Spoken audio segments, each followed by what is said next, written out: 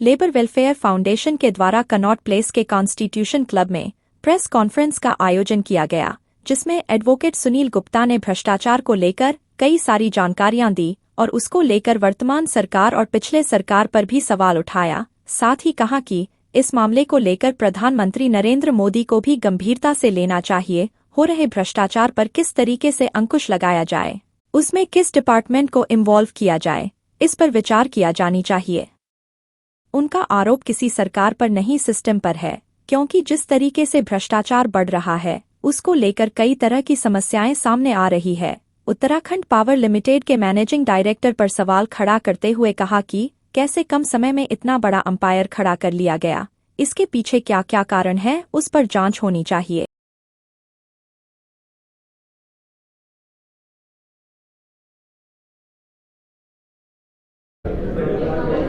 देखिए, ऐसा है, सबसे प्रजातंत्र में सबसे ज़्यादा सशक्त माध्यम है मीडिया। मीडिया एक ऐसा माध्यम है जो आसमान में छेद कर सकता है, पाताल से खोज के निकाल ला सकता है। मीडिया की बात जन जन तक पहुंचती है। मीडिया की बात कोर्ट भी सो मोटो संज्ञान लेता है।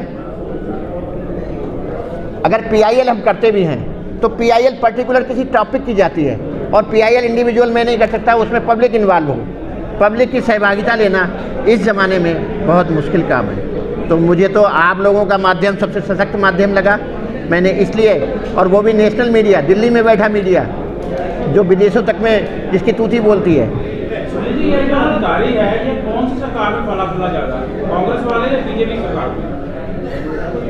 चांदी के जूते के आगे सारी सरकारें नतमस्तक हैं। ये महोदय जो हैं, 2001 में उत्तराखंड बना, उसके बाद कांग्रेस सरकारें भी आईं, बीजेपी सरकारें भी आईं, कई एक आए बीच में, कई एक मुख्यमंत्री आए चले गए। जो भी आता है इनके बैनर के नीचे नतमस्तक हो जाता है। मैं किसी सरकार का आरोप नहीं है, एक सिस्टम की बात है। अब उसमें चाहे वर्तमान सरकार हो चाहे पिछली सरकार हो, एक दिन के भ्रष्टाचार नहीं है ये 2005 से लेके अब तक के हैं। इसमें जांच हो, सीबीसी इंक्वायरी हो, सेंट्रल विजिलेंस कमीशन की इंक्वायरी हो, बेनामी संपत्तियों को ईडी अपनी इंक्वायरी करे। पीएम प्रधानमंत्री मोदी से मेरे निवेदन है कि वो ऐसे भ्रष्टाचारी को जेल की हवा खिलवाएं जो आजकल उनकी मुहिम चल रही है। जी, चुनाव भी हो चुके हैं, ये पहले नहीं आपको मुद्दा बनाने ऐसा लगता है? जब जाग जाओ तो सवेरा है। जब किस माध्यमों से आपने ये सारे एविडेंस इकट्ठे, क्या आरटीआई उसमें माध्यम था या फिर कुछ विजिल ब्लोअर भी है, कुछ और लोग भी हैं इसके पीछे?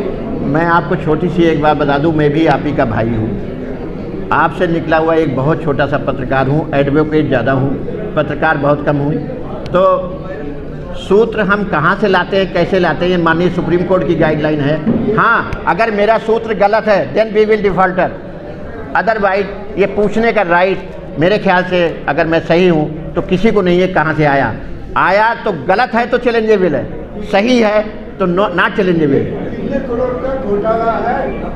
ये घोटाला कम से कम नहीं तो 30 से 40 हज़ार करोड़ रुपए का है टोटल, अगर घोटाले देखे जाएं।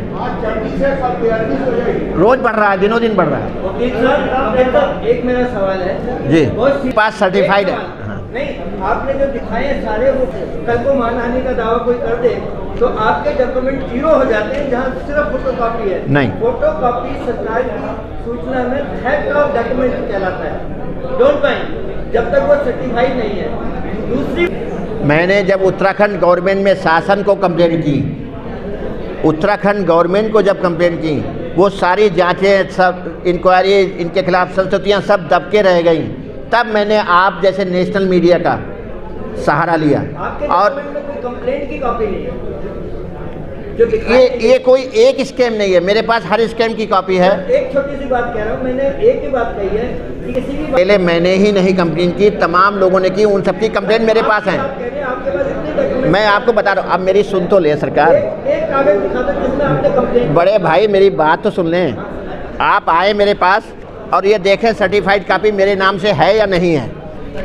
ये सर्टिफाइड कॉपी है, ये सर्टिफाइड कॉपी है और आरटीआई में मेरे नाम से है।